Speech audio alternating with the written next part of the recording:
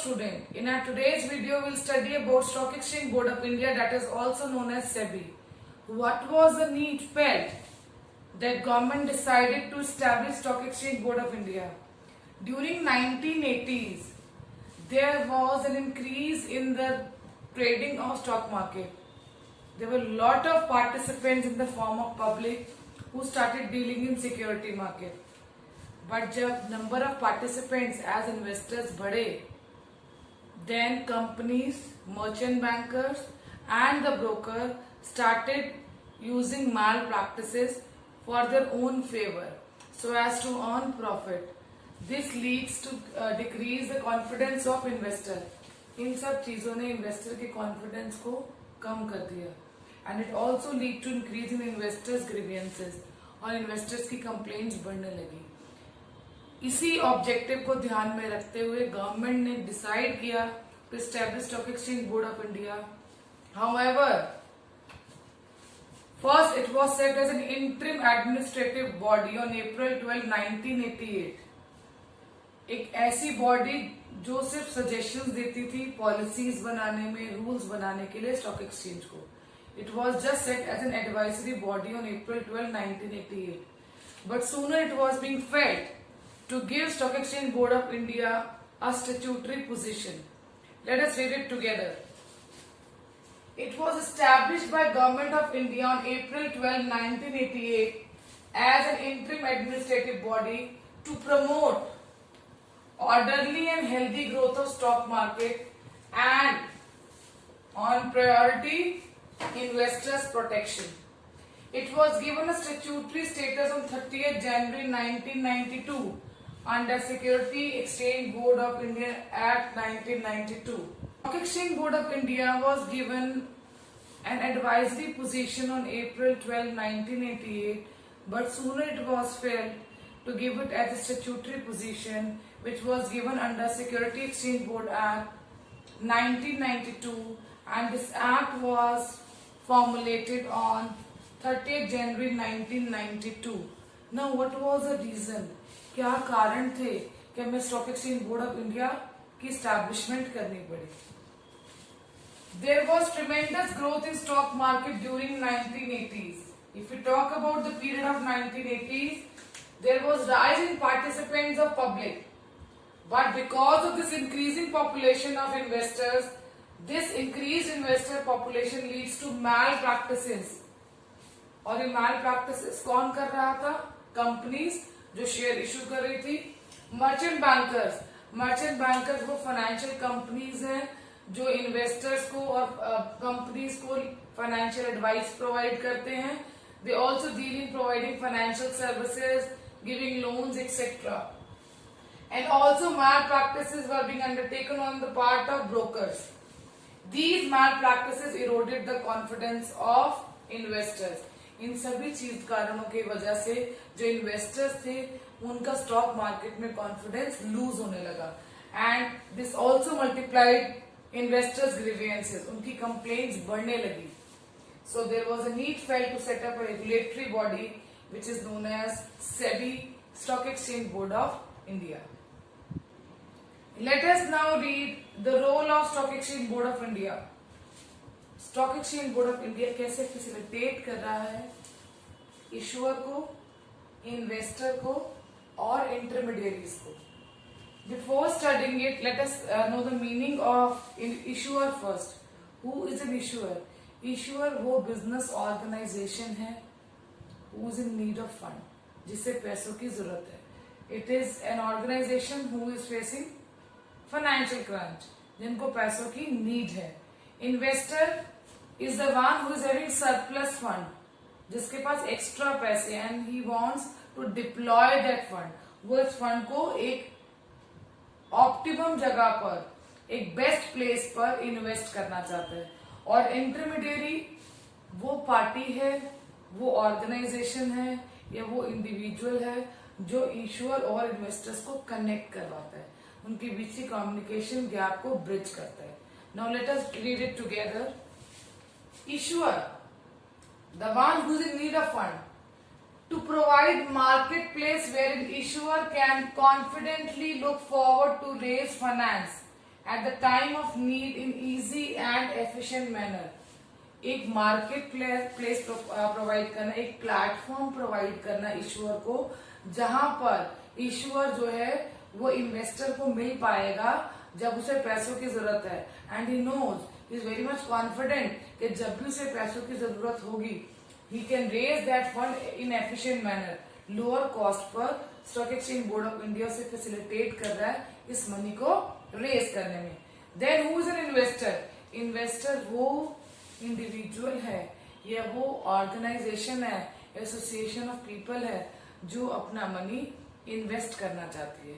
तो जो इन्वेस्ट कर रहा है उसका कॉन्फिडेंस गेन करना भी बहुत इंपॉर्टेंट है। वो कॉन्फिडेंस कब गेन होगा? जब हम उनकी राइट्स और उनके इंटरेस्ट को प्रोटेक्ट करेंगे। Now also to increase the confidence level, it is a duty of Stock Exchange Board of India to provide adequate, authentic and reliable information to investors. हमारी कंट्री में मैं पहले भी डिस्कस कर चुकी हूँ, stock exchange board of India इसीलिए setup किया क्योंकि इन्वेस्टर्स का जो कॉन्फिडेंस है वो स्टॉक मार्केट में लूज हो रहा था। लूज होने का सबसे बड़ा रीजन है ट्रांसपेरेंसी ऑफ इंफॉर्मेशन। तो stock exchange board of India का ये ड्यूटी बनता है to provide adequate, accurate and authentic information on continuous basis to investors. Coming to the last point, intermediaries. Intermediaries can be brokers, sub brokers, agent, जो commission basis पर, brokerage के basis पर investors और issuers को आपस में communicate कराते हैं। और बहुत इंपॉर्टेंट है कि इन इंटरमीडियरीज को भी हम एक फ्लरिशिंग मार्केट प्रोवाइड करें। So it is a duty of stock exchange board of India, और you can say it is one of the role of stock exchange board of India to provide competitive, professionalized and expanding market. एक ऐसी market जो flourish कर रही है। आप एक broker कब बनना चाहेंगे? जब आपको आगे उसमें कोई स्कोप नजर आएगा to act as an intermediary. So it is a role of SEBI to provide professionalized and expanding market so that they can render better services to both their issuer as well as their investors. ये भी अपना काम अच्छे से तभी करेंगे, they'll be happy when they will be getting a growing market. And now we will study the functions of Stock Exchange Board of India. Broadly, if we categorize the functions of Stock Exchange Board of India, we are having three functions: regulatory functions, development functions and protective function.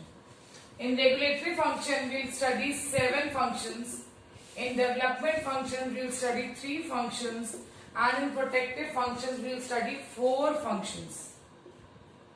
First function of SEBI, that is regulatory function. Regulatory, regulate करना मतलब rules और regulations बनाना। पहला function SEBI का है stock exchange market के लिए, stock exchanges के लिए रूल्स और रेगुलेशंस बनाना, that how they have to work. Let us read regulatory functions. It has a responsibility to regulate Indian capital market by enforcing rules and regulation. So जो rules and regulations बनाने का काम है वो stock exchange board of India करता है। First function under regulatory function is registration of brokers, sub brokers and other players.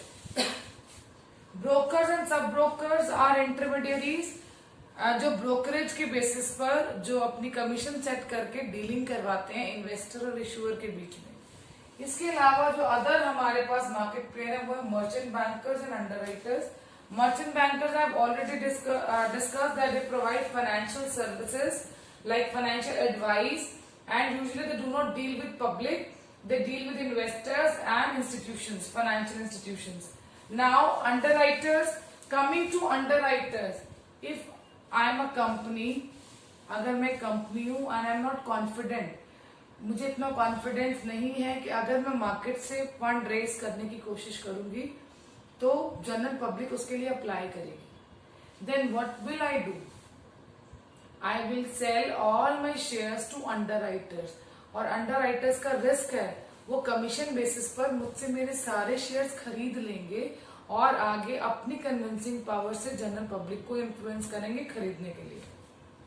Usually commercial bank act as underwriter, like I am a regular customer of Andhra bank और XYZ company है जिसके shares की issue के बारे में newspaper में ad आई, but I don't know what kind of company XYZ is, so I never wanted to invest my money, but my bank is an underwriter of that company और bank मुझे convince कर रहा है to buy the shares of that company from it. तो bank is also having a goodwill. ऐसे तो किसी के भी शेयर्स के लिए bank will not give advice to bye those share, क्योंकि मेरा बैंक कह रहा है and I am a loyal customer of my bank and I know my bank will give me a good financial advice, I bought the shares of that company. So my bank is acting as an underwriter और उसके बदले में वो company उसे underwriting commission देगी। Second is registration of collective investment schemes of mutual funds. Collective investment schemes क्या होती हैं? जब बहुत सारे इन्वेस्टर्स मिलकर जब उनके फंड्स को पूल किया जाता है, कलेक्ट किया जाता है और एक पर्टिकुलर एसेट के अंदर कंपनी के इन्वेस्ट कर दिया जाता है, तो उसकी रजिस्ट्रेशन करना। Then to regulate take over bids of companies. Take over and bids means when two companies amalgamate, जब दो कंपनीज आपस में अमेलगमेट होती है मीन्स मर्ज हो जाती हैं, मिल जाती हैं आपस में। या फिर ये भी हो सकता है टेक ओवर मीन्स जब एक कंपनी दूसरी कंपनी के सारे शेयर्स खरीद लेती है, तो इन केसेस में भी आपको इनकी जो एक्टिविटीज है उनको stock exchange board of India जो है वो रेगुलेट करता है। देन क्या सभी companies true and fair way में काम कर रही हैं? क्या सारे stock exchanges true and fair way में काम कर रहे हैं? इसके लिए वो इंस्पेक्शंस करता है by calling inspections and conducting inquiries. अब इंक्वायरीज करता है, ऑडिट्स करता है स्टॉक एक्सचेंज की भी, कि whether they are working as per the guidelines issued by Stock Exchange Board of India.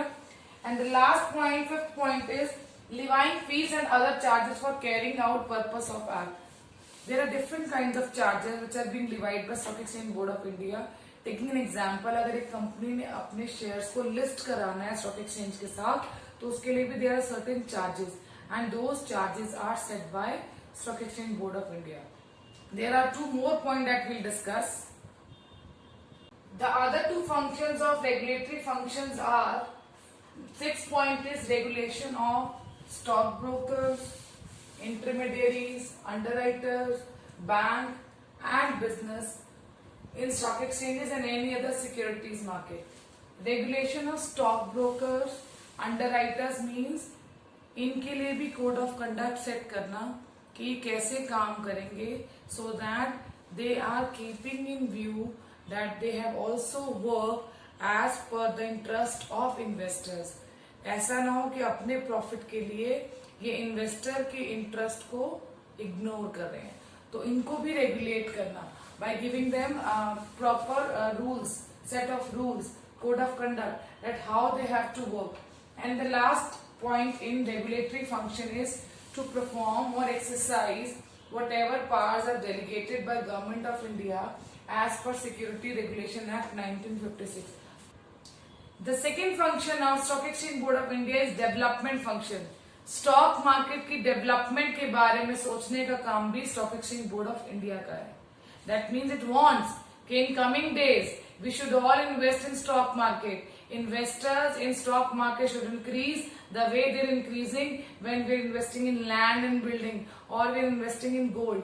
जिस तरह से हम अपने फंड की deployment other avenues of investments में कर रहे हैं, similarly stock exchange board of India wants even stock exchange market should develop.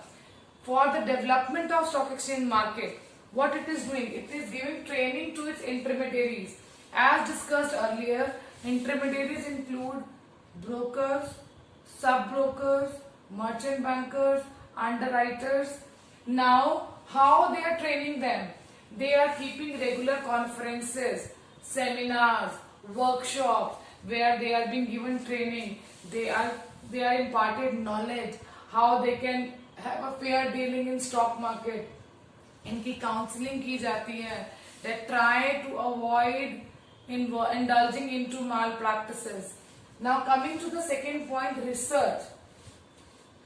Stock exchange board of India जो है वो फाइनेंशियल मार्केट की रिसर्च करता है.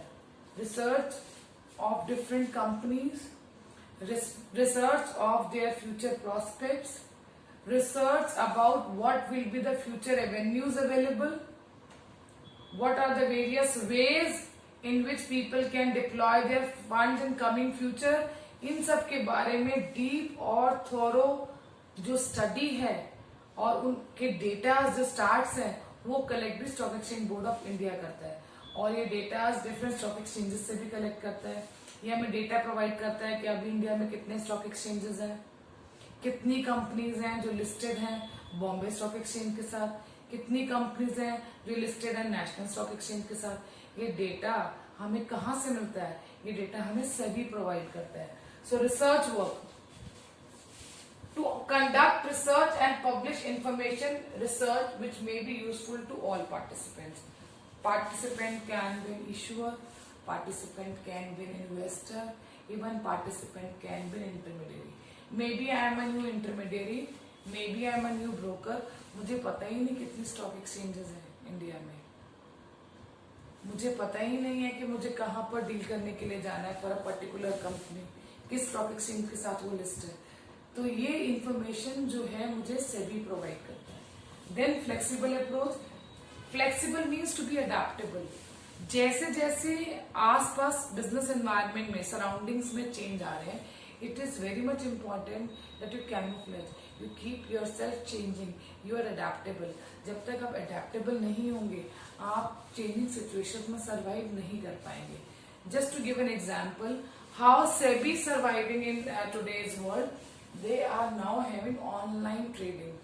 You all know that manual जो bidding का process है stock exchange में वो phase out हो चुका है, and now online trading has come into picture because of introduction of computers, and it has also saved time and efforts searching for information here and there. Everything is provided on the website of Stock Exchange Board of India.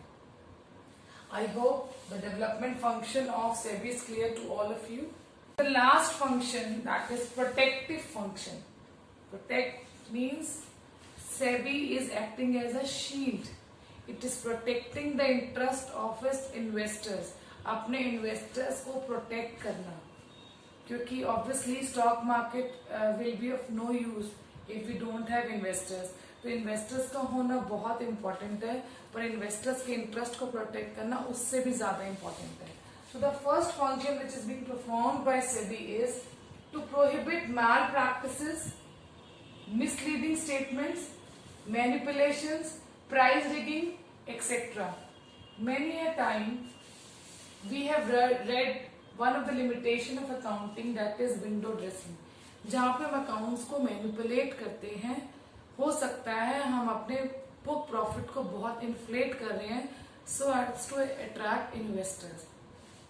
तो ये जो manipulation of account है, this is a wrong practice, it is a malpractice. तो जो सेबी है वो regulate करता है कि such kind of activities should be prohibited. Second is price rigging. What is price rigging? जब कुछ लोग, and even one person can do it, कुछ लोग मिलकर मार्केट में से किसी पर्टिकुलर कंपनी के शेयर्स को खरीदना शुरू करते हैं। पहले उन्होंने एक कॉन्स्पिरेसी कर ली कि मिलकर सब जो है इस पर्टिकुलर कंपनी के शेयर्स खरीदेंगे। जब उस कंपनी के शेयर्स मार्केट में से वो खरीदना शुरू करते हैं, अदर इन्वेस्टर्स स्टार्ट ऑब्जर्विंग कि भाई इस कंपनी के शेयर्स तो बहुत बिक रहे हैं, यानी आने वाले टाइम में इस मार्केट में अच्छा फ्यूचर है। जब वो देखते हैं कि इन्वेस्टर्स खरीद रहे हैं, even they start searching for those shares. अब जो कलेक्टिव ग्रुप है वो देखता है कि मार्केट में इन शेयर्स की डिमांड बढ़ रही है, तो वो राइजिंग प्राइस पर इन्हें बेच देते हैं। तो रीजन ही क्या है इनको मार्केट से बाय करने का? Just to create scarcity of those shares, particular shares, and when everybody will start observing कि ये शेयर्स मार्केट में से बहुत जल्दी बिक रहे हैं, so when we should invest, तो जो इन्वेस्टर्स, दूसरे इन्वेस्टर जो अनअवेयर्ड इन्वेस्टर्स हैं हमारे, they are being cheated because it was an artificial hike in the price of shares which was being created by that group following price rigging. Coming to the second point, to prohibit insider trading by imposing penalties for such practices, insider trading it means घर का बेदी लंका ढाई, जब घर के ही लोग घर की confidential बातें किसी बाहर वाले को बता देते हैं। सिमिलरली कंपनी की कॉन्फिडेंशियल इंफॉर्मेशन जो कंपनी में लोग काम कर रहे हैं वो किसी बाहर वाले को बता देते हैं, जिससे कंपनी की इशू के ऊपर, जो शेयर्स वो इशू कर रही है उसके ऊपर इम्पैक्ट आने वाला है। Now how does it happen? Just take an example कि कंपनी अपने शेयर्स इशू करने वाली है और उन शेयर्स, जिस प्रोजेक्ट में वो शेयर्स इशू हो रहे हैं, आने वाले टाइम में उनका प्रॉफिट एवेन्यू, जो प्रॉफिट एक्सपेक्टेड है वो बहुत ज्यादा है। Now what the employees can also do if they have that confidential information, they will go for employ stock option, insider trading, वो खुद उस कंपनी के शेयर्स को खरीद लेंगे। सो अगर ऐसी एक्टिविटीज हो रही हैं जहां से कॉन्फिडेंशियल इंफॉर्मेशन लीक होने के बाद इशू अफेक्ट हो रहा है, सेबी उन एक्टिविटीज के ऊपर पेनल्टीज लगाती हैं if they came across such activities and they try to find it out also. Third, it take steps to protect the interest of investor. बहुत बार हमने इस बात को डिस्कस किया है। प्रोटेक्ट करने का मतलब ये है we are protecting specifically the interest of investors. Investors को बचाना बहुत जरूरी है मैनिपुलेशन से, मिसलीडिंग स्टेटमेंट से, प्राइस रिगिंग से, इवन इनसाइडर ट्रेडिंग से। बेचारे इन्वेस्टर्स को तो इन सब चीजों के बारे में पता ही नहीं है, तो उन्हें इन सब चीजों से कौन बचाएगा? Stock exchange board of India. Coming to the last point, it established code of conduct so as to promote fair trade practices. Code of conduct means the way the intermediaries or the participant of stock market have to work. Code of conduct वो ways हैं जिसमें stock market के जितने भी participants हैं, like broker, sub brokers, underwriters, how they have to perform their duties so as to have fair dealing in the stock market. I hope all the points that I have discussed related to regulatory function, development function and protective functions are clear to you. Thank you for watching this video.